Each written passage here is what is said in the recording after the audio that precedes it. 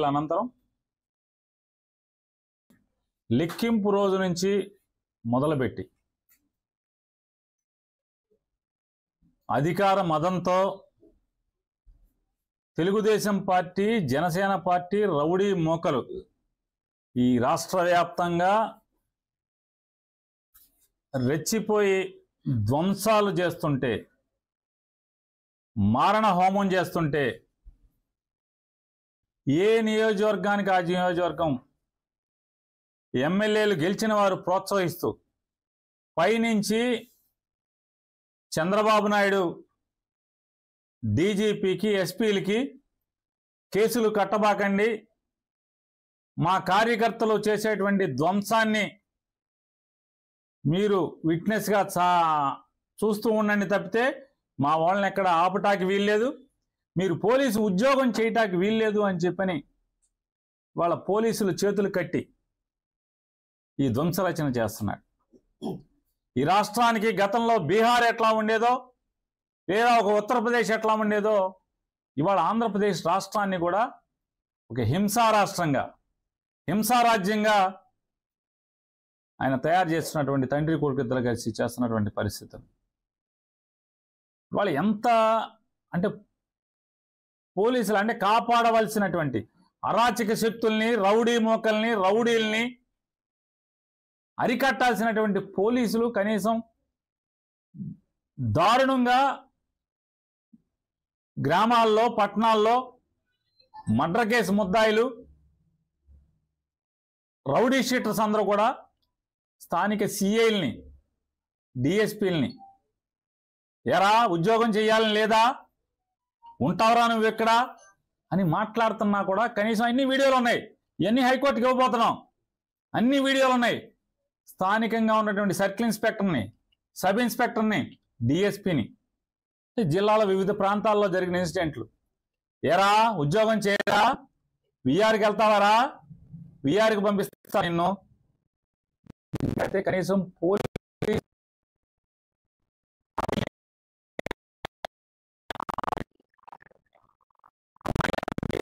అంటే ఒక ఉదాహరణకి బాగా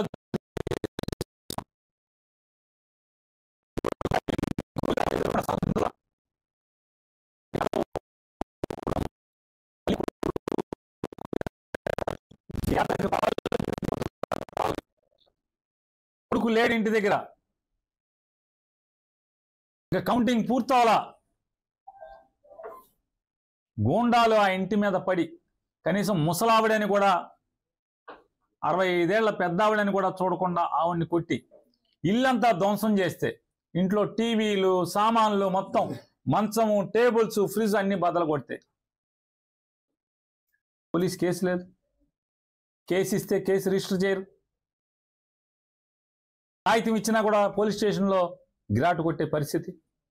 ఎనగుదురు పోలీస్ స్టేషన్ ఇంతవరకు కేసు కట్టలేదు. కంప్లైంట్ ఇచ్చినా కూడా ముద్దాయిలు డైరెక్ట్గా వైఎస్ఆర్ కాంగ్రెస్ పార్టీ వాళ్ళు పలకరిస్తాకెళ్ళి ఆ ఇంట్లో పగిలిపోయిన సామానికి కొనుక్కోమని డబ్బులు ఇస్తే, మేము వచ్చేసిన తర్వాత వెళ్ళి నువ్వు ఎన్ని సామాన్లు వాళ్ళు కొనిచ్చినా సరే అన్ని బద్దలు కొడతామని చెప్పినా, పోలీస్ కంప్లైంట్ చేసినా, పోలీసులకు చెప్పినా నో పోలీస్, నో కేస్. చూడండి ఎంత బరి తెగించారో. పోలీసు ఎంత పతనావస్థలోకి తీసుకొచ్చాడు చంద్రబాబు నాయుడు. అంటే ఇల్లు మొత్తం ధ్వంసం చేస్తే, ఒక ముసలావిడ ఉంటుంటే ఇంట్లో, యాదవ్లావిడ ఇల్లు ధ్వంసం చేసి ఇల్లంతా సామాన్ అంతా మొత్తం ధ్వంసం చేస్తే కేసు ఇస్తే కేసు లేదు. వైఎస్ఆర్ కాంగ్రెస్ పార్టీ వాళ్ళు వెళ్ళి అమ్మ అయిపోయింది, దుర్మార్గ రాజ్యం వచ్చింది, ఏం చేస్తాం, సామాన్ కొనుక్కోమని డబ్బులు ఇచ్చి వస్తే మళ్ళీ బద్దలు కొట్టిన వాళ్ళే, ఇల్లు ధ్వంసం చేసిన వాళ్ళే, ఈ రౌడీలే వెళ్ళి కొనుక్కో మళ్ళీ కొడతాకి మేము వస్తాం అని బరి తెగించి మళ్ళీ దౌర్జన్యకాండకి పూనుకుంటుంటే పోలీస్ కంప్లైంట్ ఇచ్చినా కూడా కేసు లేదు. నిన్న రాత్రి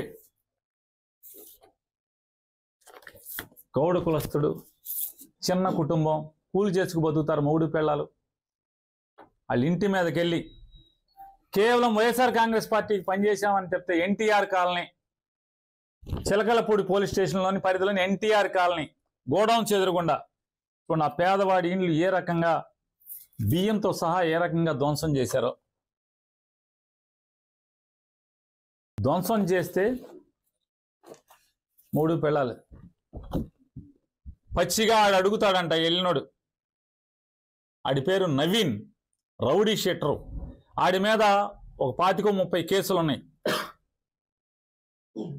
లంజా ₹1,00,000 ఇస్తాను పడుకోవే అని ఒక నెలల పిల్లోడిని ఎత్తుకున్న తల్లిని ఆడు మాట్లాడతాడు.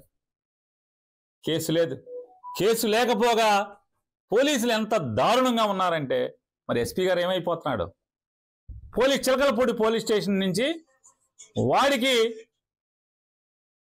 ఎవడైతే ఈ రౌడీ షీటరు 10 కేసులో 15 కేసులో ఉన్న ముద్దాయి ఈ ఆడకూతురిని ఇల్లంతా ధ్వంసం చేసి మొగుడు పిల్లలను కొట్టి ₹1,00,000 ఇస్తాను పడుకోవే అని చెప్పని భయంకరంగా దుర్భాషలో ఉన్నోడిని వీడికి గాయాలు ఉన్నాయి పోలీస్ హాస్పిటల్లో చేర్చుకోండి అని చెప్పని పోలీస్ ఇంటిమేషన్ ఇచ్చి పంపిస్తారు ఆడికి.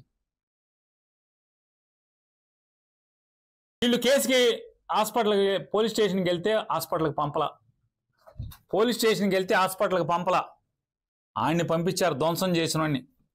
సరే వీళ్ళు మా కార్పొరేటర్లు వీళ్ళు కలిసి వెళ్ళి హాస్పిటల్లో జాయిన్ చేస్తే బరి తెగించి పోలీసులు ఉండగా ముగ్గురు, ఒక ఏఎస్ఐ, ఒక హెడ్ కానిస్టేబుల్ ఉండగా 15 మంది రౌడీలు ఈ కొట్టిన వాళ్ళందరూ కూడా వచ్చి, రేయ్ మంచం మీద పడుకున్నారేంటే, లంజా మంచం మీద పడుకున్నామేంటి, హాస్పిటల్ సీసీ ఫుటేజీలు తీయించుకోవాలని ఎస్పీ గారిని డిమాండ్ చేస్తున్నా.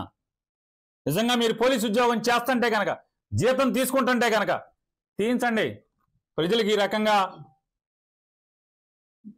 దారుణాలు జరుగుతుంటే, అమాయకుల మీద దారుణాలు జరుగుతుంటే పోలీసు పట్టించుకోరా? హాస్పిటల్లో సీసీ ఫుటేజ్ తీయండి. నువ్వు హాస్పిటల్ నుంచి వెళ్తావా వెళ్ళవా? ఏంట్రా కేసు? లంజా లంబడి అని బూతులు తిడుతూ హాస్పిటల్కి వెళ్ళి దౌర్జన్యం చేసే పరిస్థితి. హాస్పిటల్లో మంచం దగ్గరికి వెళ్ళి పోలీసు ఉండగా పోలీస్ స్టేట్మెంట్ రికార్డ్ చేసుకుంటున్నాడు ఏఎస్ఐ మాట్లాడు, హెడ్ కానిస్టేబుల్ మాట్లాడు, కనీసం వాళ్ళని కేకలేరు, మందలించరు. అతను ఒక డిఎస్పీ వచ్చి మాట్లాడుతున్నట్టుగా ఫీల్ అయిపోతున్నారు. అంటే ఇవాళ పరిస్థితి ఏముందంటే ఈ రాష్ట్రంలో చంద్రబాబు నాయుడు గెలిచిన తర్వాత ఏంటయ్యా పరిస్థితి అంటే రౌడీలే డిఎస్పీలు ఎస్పీలుగా అయిపోయిన పరిస్థితి. మర్డర్ కేసు ముద్దాయిలే రౌడీ షీటర్లు ఎస్పీలు డిఎస్పీలు సిఐలు అయిపోయిన పరిస్థితి. ఎందుకని? పోలీసు ఎవడు మాట్లాడట్లా, వాళ్ళకి మర్యాద ఇస్తున్నారు. దౌర్జన్యం చేస్తుంటే కేసు లేదు. మమ్మల్ని అందరినీ కూడా వైఎస్ఆర్ కాంగ్రెస్ పార్టీ వాళ్ళు ఊర్లు వదిలి వెళ్ళిపోవాలి. అలాగే హరిని ఒకడు పచ్చి నరహంతకుడు, ఆడది కనపడితే వడదు. మర్డర్ కేసు ముద్దాయి, మామూలు ముద్దాయి కాదు, డబ్బు కోసం అమ్మాయిని కిడ్నాప్ చేసి ముక్కలుగా నరికి తెలంగాణ తీసుకెళ్లి తెలంగాణ శ్మశానంలో కాల్చినటువంటి ముద్దాయి. ఆడు ఫేస్బుక్లో పోస్టింగ్లు పెడుతున్నాడు. ఒక దళిత కుర్రాడు, బైపాస్ రోడ్డుకు సంబంధించినటువంటి హేమా నాని అనే ఒక దళిత కుర్రాడు మీద పోస్టింగ్లు పెడుతున్నాడు. అతను భయపడి పారిపోయాడని చెప్పని. అరే నువ్వు పారిపోయావరా, నువ్వు బందర్ మీద ఎప్పుడు వస్తే అప్పుడు నీకు దండేయటమే. బహిరంగంగా పోలీస్ కంప్లైంట్ ఇచ్చాం, వాళ్ళ అమ్మా నాన్న చర్యలు లేవు. ఎస్పీ గారు చర్యలు లేవు. హరి ఆడిపోయారు, నల్ల హరి అంటారు, చర్యలు లేవు. కొరియర్ సీను రౌడీ షీటర్ ఆ యాదవుల ఇంటి మీద పడి ధ్వంసం చేశాడు, కేసు లేదు.